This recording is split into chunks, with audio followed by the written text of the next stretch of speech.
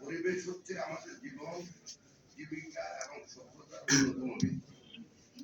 সুস্থ পরিবেশ ছাড়া সুস্থ মানুষ, সুস্থ সমাজ কিংবা টেকসই উন্নয়ন কোনোভাবেই সম্ভব নয়।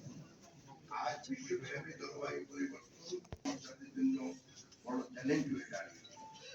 বাংলাদেশের যদিও বৈশ্বিক কার্বন নিঃসরণ আমাদের অবদান খুবই সামান্য, তবু জলবায়ু পরিবর্তনের বিরূপ প্রভাব আমাদেরকে সবচেয়ে বেশি মোকাবিলা করতে হবে।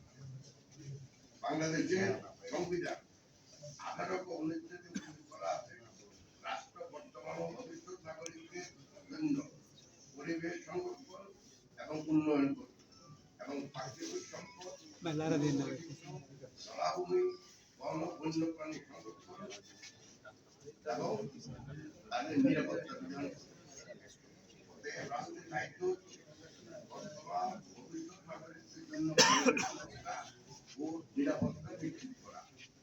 বর্তমান ভবিষ্যৎ নাগরিকদের জন্য পরিবেশ নিরাপত্তা নিশ্চিত করে পরিবেশ নির্ধারণ করা হবে।